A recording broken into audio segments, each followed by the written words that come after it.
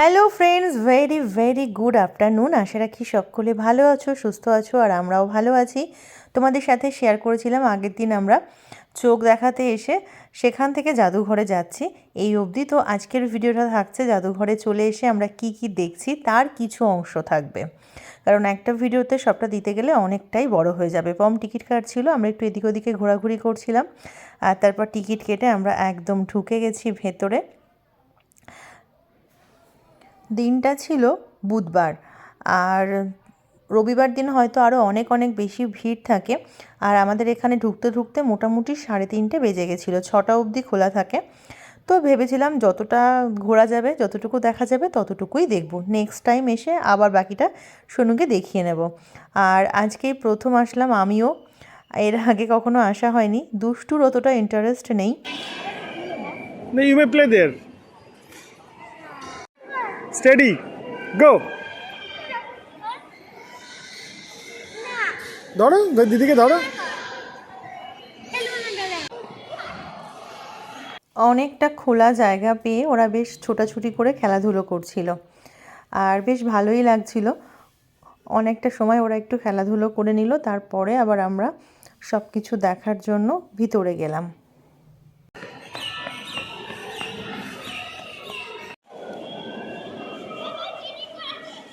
No cheating. No cheating. No cheating. ও তাহলে ও পারছে না বলে পারেনি, ঠিক আছে। ওইটা কি লেখা আছে? ইন্টারব্রেট মাদার্স ডে। যাও।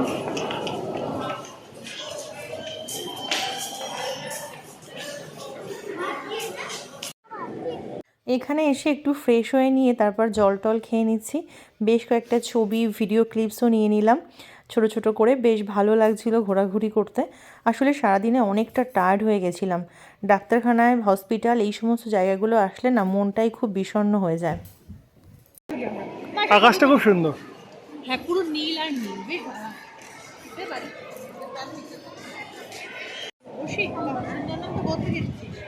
তারপরে এখানে এসে ভালোই লাগছিল, আর দেখো আকাশটা কি সুন্দর, বেশ লাগছিল। তারপরে আস্তে আস্তে আমরা প্রত্যেকটা ঘরে ঢুকে ঢুকে দেখছিলাম যে কোথায় কি আছে, আর সেখানকার ছোট ছোট ভিডিও ক্লিপস তোমাদের সাথে শেয়ার করছি। অনেক জায়গাতেই ভিডিও নেওয়া বারণ ছিল, সেখানে আমি স্কিপ করে গেছি। কত পুরানো। কোনো কোনো জায়গায় শুধু ছবি তোলার কথা বলা ছিল, আর কোথাও কোথাও ভিডিও নেওয়া যাচ্ছিল। তো এগুলো দেখতে খুব ভালো লাগছিল। এটা দেখো একটা সিন্দুক, এবং এটা বেলে পাথরের। কাণ্ডের রেল লাইন নির্মাণের সময় পশ্চিমবঙ্গের আসানসোলের কাছে 1924 সালে একটা আবিষ্কার করা হয়।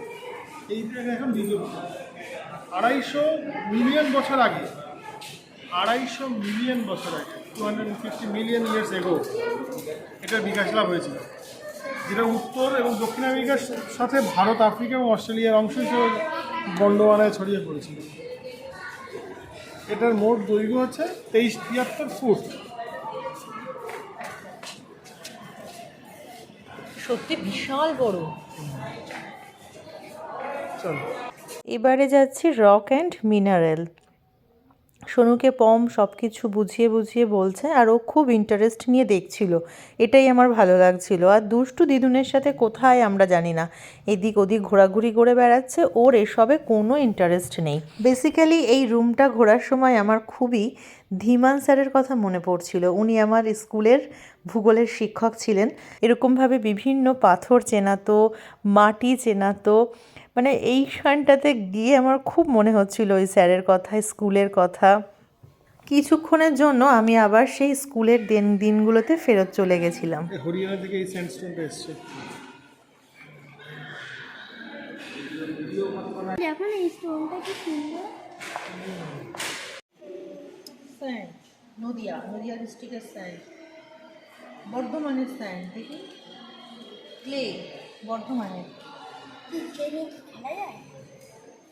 White clay, pink